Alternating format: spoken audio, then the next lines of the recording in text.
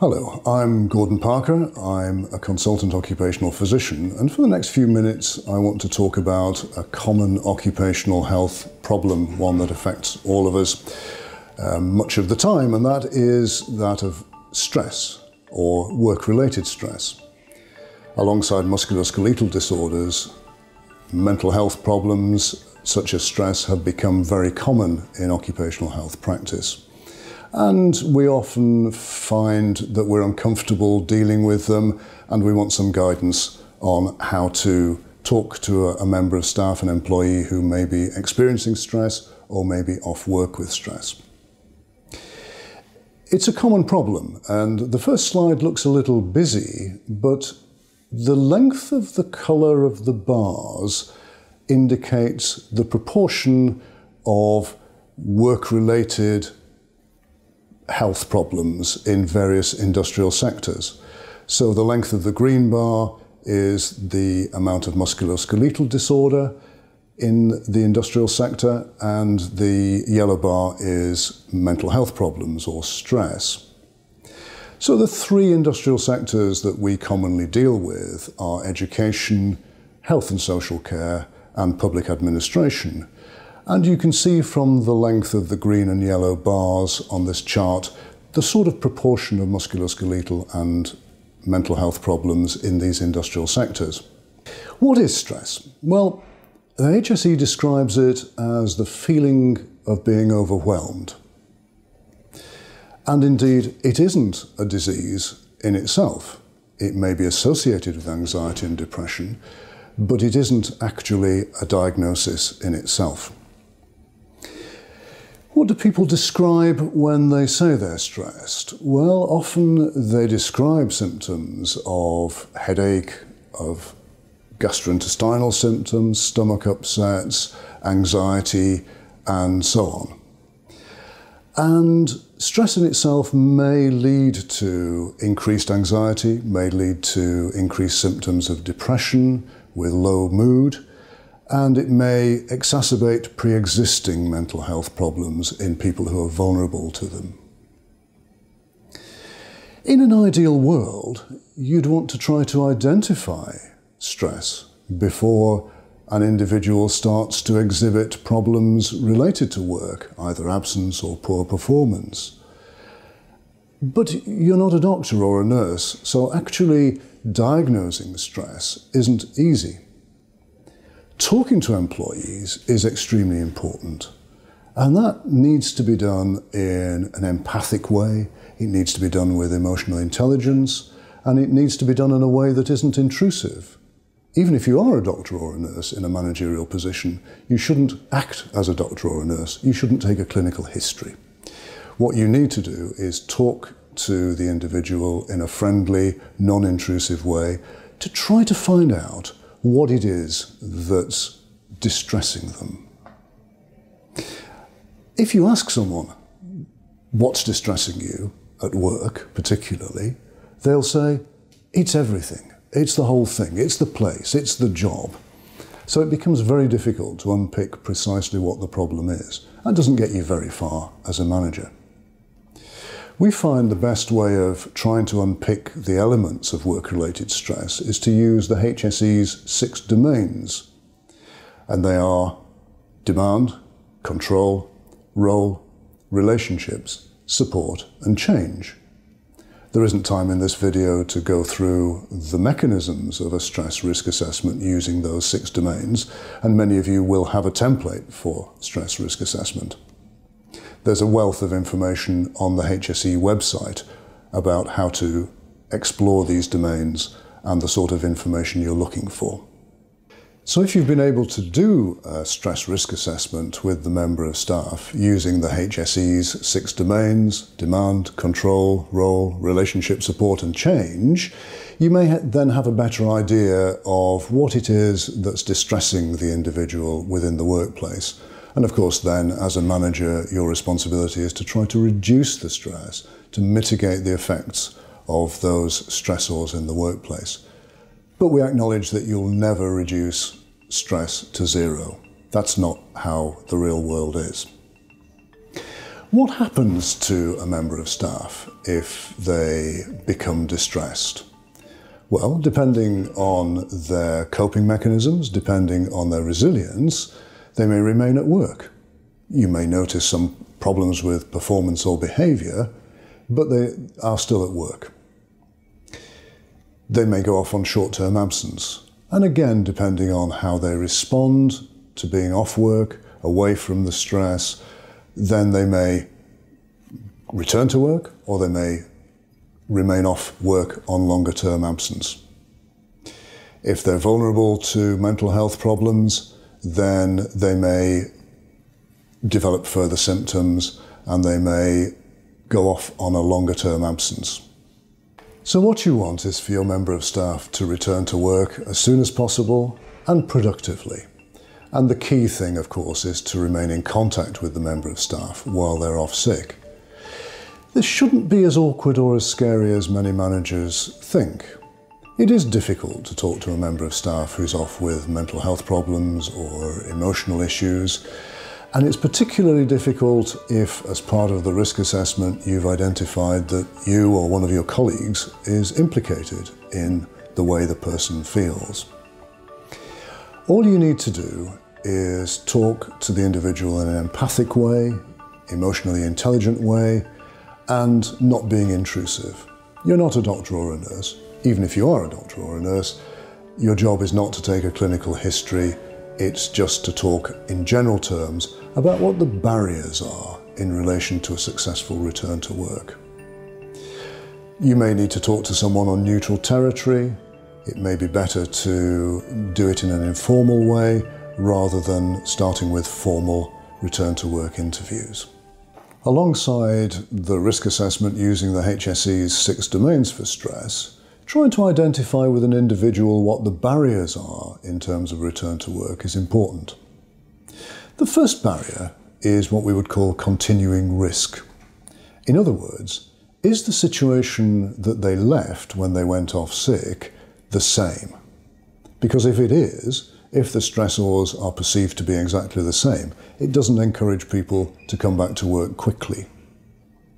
You may have been able to do things to mitigate and reduce the stress that the person has described, but it's important that you talk to the individual and describe what the residual risk is in the workplace. The case of Walker and Northumberland County Council is well known to HR professionals and managers and lawyers. Very briefly, Mr. Walker was a social worker whose caseload overwhelmed him. He was offered help on his return to work, and as is often the case, that help wasn't there for very long, and he was quickly overwhelmed again. That was a personal injury claim, and it's important to recognise that if you promise help, if you promise to reduce the risk from stress, then the individual will expect it. The second thing to acknowledge is individual vulnerability. We're not all the same. We don't all have the same resilience, the same learned coping skills. We don't have the same experience of life. And some people find what you and I would think fairly trivial problems to be quite overwhelming. The final straw. So acknowledging that everyone is different is important.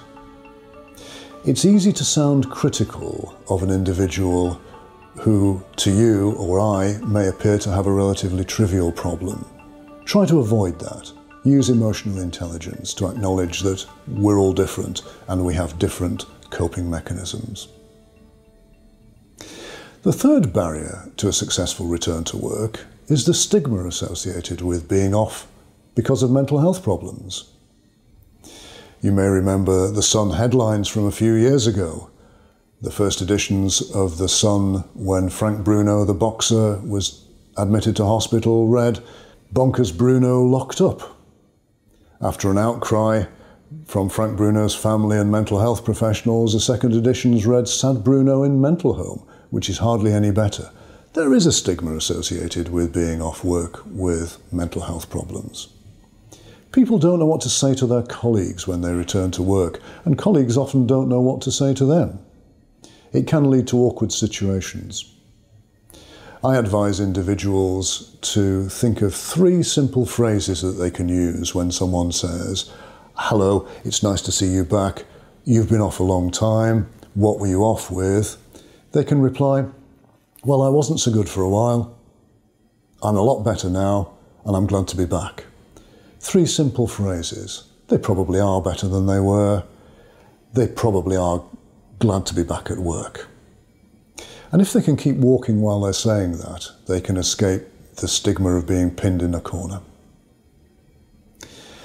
The next barrier is what we would call illness beliefs.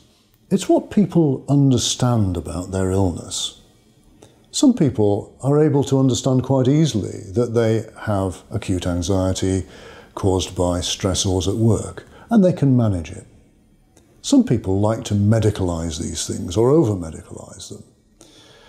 One of my favourite slides that I picked off the BBC website was of a 4-year-old who was diagnosed by her GP as suffering from depression because she couldn't go to the same primary school as her friends. And her parents were keeping her away from school because the doctor had diagnosed depression in a 4-year-old.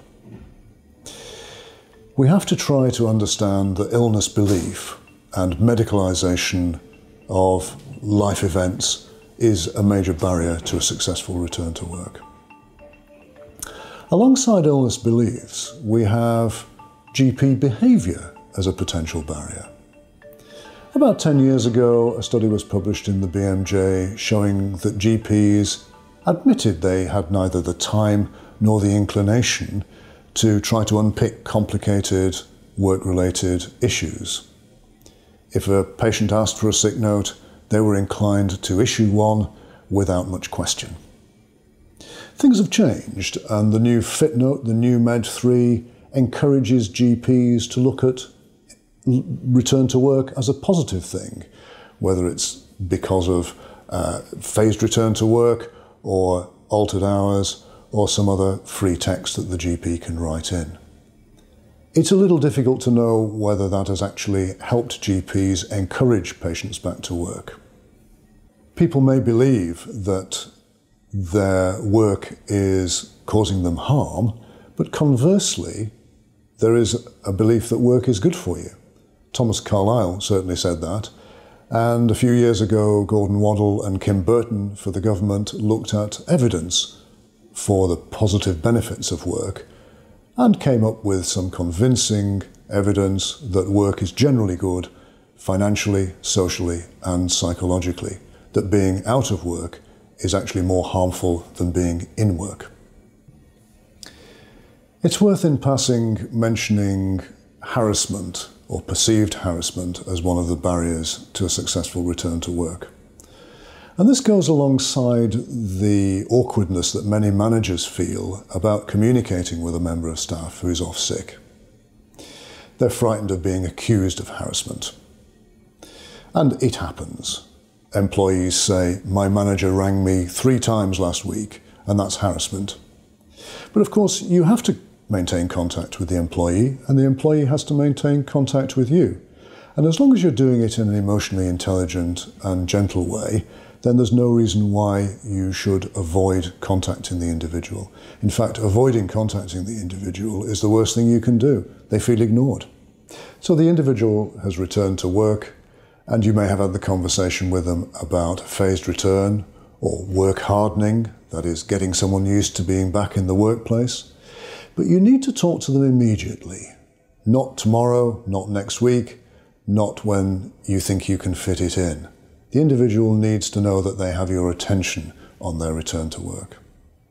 Again, it shouldn't be as difficult or as awkward as you may think, because you can go through the 6 stress domains with them again very briefly, looking for residual problems, and you can talk about any existing problems that may cause them some difficulty on return to work.